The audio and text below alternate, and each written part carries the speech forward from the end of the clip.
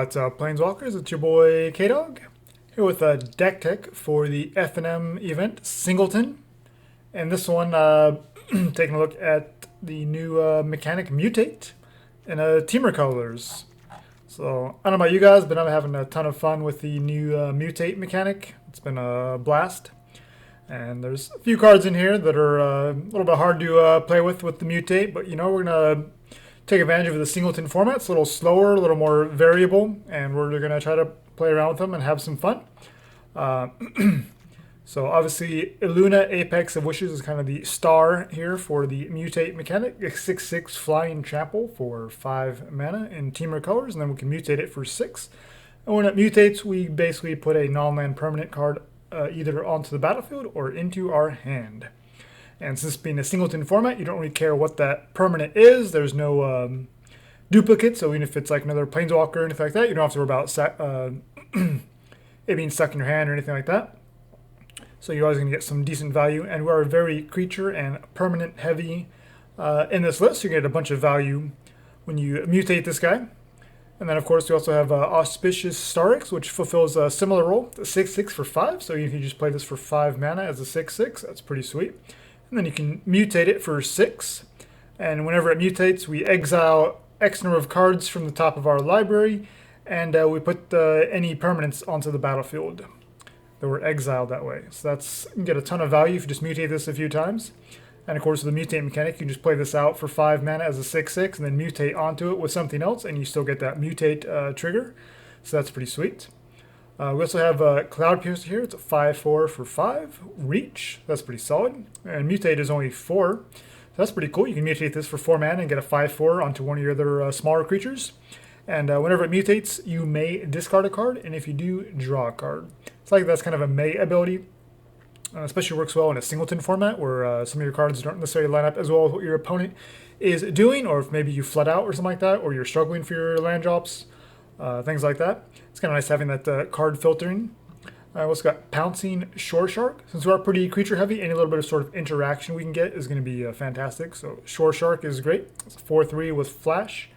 5 mana, or you can mutate it for 4. And the mutate also works at flash speed. So that's pretty sweet. And whenever it mutates, we return a creature and opponent controls to its owner's hand. So obviously, Temur colors, some of the interaction spells aren't really great. So anything we can do with the creature that can give us some interaction is fantastic. And I also got a Dreamtail Heron. It's a 3/4 flying for 5 mana, which isn't great, but then we can mutate it for 4. And whenever it mutates, draw a card.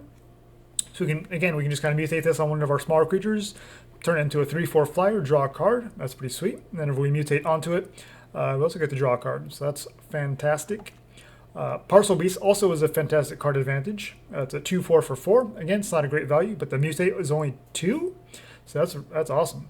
Then you just pay 1 to look at the top card of your library. If it's a land, it goes onto the battlefield. So it kind of ramps you up a little bit. Otherwise, it just goes to your hand. So either way, you're getting some kind of a card advantage off of it. So gotta love that. And Migratory Greathorn is another form of card advantage or ramp. As whenever it mutates, we get to search out a basic land. And the mutate cost is only 3 mana. Otherwise, it's just a 3/4 for 4. So that's pretty sweet. And Gemrazer is a 4/4 for 4. Again, it's got mutate for 3. It is double green, so it can be a little bit tricky with our 3-color deck. But since we are mostly green and blue anyway, it shouldn't be too much of a problem to cast this whenever you need to. And of course, when it mutates, we destroy a creature, an artifact or enchantment on our opponent's side. It's got the Everquill Phoenix. It's a 4/4 flying for 4. The mutate is also 4, but whereas the casting cost is double red, this one is only single red. So it's much easier on the mana base, especially since red is our 3rd color. And whenever it mutates, we get a token that says we can return a Phoenix to the battlefield. So a nice little bit of recursion. We also got Trumpeting Gnarr. Oh, this is a sweet card if you can get some mutations off it. It's a 3/3 for 3, so it's decent. The mutate is pretty steep at 5. But whenever it mutates, you get a 3/3 green beast creature token. So ideally, you just play this out as a 3/3 for 3, and then you just mutate something else onto it, and you start making those 3/3 beasts. So gotta love that. And Glowstone Recluse. It's pretty medium. It's a 2/3 for 3 mana. It does have reach. We can mutate it for 4, and whenever it mutates, you get to put 2+1/+1 counters on it. So that's actually pretty cool. And especially with the mutate mechanic, you tend to want to kind of mutate the same creature so you can get as much value off of it as you can. And so if you just mutate this a few times and get +1/+1 counters on it, plus all the other things, the lands and things like that, you get a ton of value off of that. You also have some great ways to kind of take advantage of that sort of a stacking effect, as you'll see. We also have a Sea-Dasher Octopus. It's a 2/2 for 3 mana. Same thing, though, as the Shoreshark. It has Flash, and the Mutate is only 2 mana, which is fantastic. And whenever it deals combat damage to a player, draw a card. So that's awesome. And we also got Essence Symbiote. It's 2/2 for 2 mana. And whenever any creature we control mutates, we put a +1/+1 counter on that creature, and you gain 2 life. So obviously with the mutate, it can be a little bit slow to kind of get set up and get going, but the symbiote is going to be a fantastic way for you to get life back and kind of recover from any early aggression on your opponent's side, and to also just build up your own creatures is fantastic. And finally, our mutate payoff, where we at? Mysterious Egg. It's a 0/2 for 1 mana. It's just the fact that it's colorless is fantastic for our 3-color deck, so it doesn't matter our opening hand, gives us a lot more flexibility. And whenever this creature mutates, we get a +1/+1 counter on it. Then of course it does have the 2 toughness, so that can be kind of relevant at times as well. And going over the rest of the creatures, we have a Spectral Sailor, just a nice 1/1 for 1 mana. And of course, the card advantage is fantastic, and flash and flying, so a little bit of evasion, so it's a great creature to mutate onto. It's going to get all those abilities on top of its own. We also got the little bit of a ramp and fixing here in our Incubation Druid and Paradise Druid. Again, they're not human, so we can also mutate onto them as we need to. And Brazen Borrower, of course, just a fantastic piece of interaction, as we can bounce any non-land permanent on our opponent's side, and then just play it down later as a 3/1 flyer. I also got Frost Lynx here, just for a little bit of additional kind of a tempo. It's a 2/2 for 3, and then we tap into a creature on our opponent's side, and that creature does not untap. And then we also got Grumgully. It's a 3/3 for 3 mana, and each other non-human creature you control enters with additional +1 counter on it. So we're just trying to build up our creatures as much as possible. And Grumgully is a pretty fantastic way for us to get an automatic +1 counter on it. And same thing with Ghoul Spellbreaker. It's a 3/3. It's got Riot Trample. And then, of course, it's hexproof on our turn, so your opponent can't hold up any kind of interactive, instant speed interaction as you're trying to attack in on your combat phase. And, both of these are pretty fine mutate targets as well. Same thing here with the Mecha Godzilla, or the Crystalline Giant. 3 colorless mana for a 3/3 artifact giant. And then potentially get hexproof as beginning of your combat. On your turn, you choose from all these keyword counters, and you put a keyword abilities, and put a counter of that kind on it. So hexproof, lifelink, menace, flying, death touch. So that's pretty fantastic. Obviously, the ideal one would be hexproof, and then you just mutate onto this guy, and it's got hexproof, and you don't have to worry about any removal from your opponent's side, at least not targeted removal. We also got a couple fun cards here with the mutate and the plus counters. We got Sharktocrab. It's a 4/4 for 4. We can pay 4 to adapt 1. And anytime +1 counters are put on it, we tap a creature on our opponent's side, and that creature does not untap. It's a fantastic piece of tempo right there. And then Zegana is also a 4/4 for 4 mana. Its adapt cost is 6, so it's a little steep, but adapts 4. And when it enters, if we have a creature with a +1 counter on it, we draw a card. That's a nice piece of card advantage on a creature, and then each creature we control with a +1 counter on it has trample. So that's a pretty sweet card. What else do we got in here? One other one. Then go over Archipelagore. That's probably the one card if you want to cut it. You could. 7/7 for 7 is it's okay. It's a pretty steep cost. However, the mutate's only 6, and whenever it mutates, you tap up to X target creatures, where X is the number of times this creature has mutated, and again, those creatures don't untap. So this is pretty expensive, it's kind of clunky, but I haven't played with this card yet, and we're in a mutate deck, and Singleton format does allow for a little bit slower gameplay, so we're going to just go ahead and run it. Obviously, if you want to cut this for something else, maybe some more removal, or just kind of a cheaper creature, I wouldn't blame you, but that's how I'm going to choose to run this, at least initially here on the Friday Night Magic event. And so going along with all those creatures and kind of stacking them with the mutations, We got a single copy of Embercleave here. You can get your dude really, really big, and then just Embercleave. Since you're going to have a ton of mana anyway, you don't really care about any cost reduction from having a wide board state. And then, yeah, you just Embercleave them for some massive, 14 points out of nowhere. So that's pretty sweet, especially when all the creatures are tapped down. And we also got a Shadow Spear. So we can just play this on turn 1, and once we're ready, we can kind of equip it for just 2 mana, and then give our mutated creature +1/+1, trample, and lifelink. So that's pretty sweet right there. We also do need a way to keep our mutation safe. So we got a couple pieces of protection here in Keep Safe and Starlit Mantle. Keep Safe is just an instant speed, but we do get to draw a card to protect a permanent we control. And then Starlit Mantle gives our creature hexproof until end of turn, but also is an aura that stays on there and gives it +1/+1. So that's pretty sweet.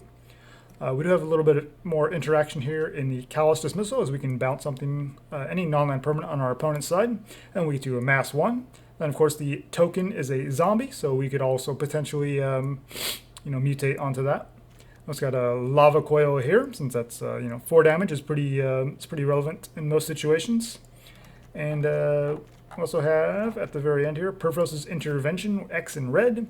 We can either make an X1 elemental creature with trample and haste that gets sacrificed on our end step, or we can deal twice X damage to a creature or planeswalker. This is a pretty fantastic removal that scales, especially since we'd have a little bit of ramp with our Migratory Greathorn and our Druids. So yeah, and the last card I didn't go over was Mythos of Illuna. This is another card I haven't really played around with too much, but it's a nice 4-mana sorcery. We can create a token that's a copy of target permanent. Notice it says target permanent, so it doesn't have to be something that you control. It can be any permanent that's on the battlefield. So if you want to copy your opponent's planeswalker or their big creature or whatever, you just make a copy of it. And if you spend red and green in addition to the double blue, since we're already in those colors anyway, instead that token has, whenever this permanent enters the battlefield, if it's a creature, it fights up to 1 target creature you don't control. So additional kind of little flexible bit of interaction there. And yeah, obviously we can copy our own creatures and get additional mutate value and things like that. So that's pretty sweet. The mana base is just kind of all the dual lands.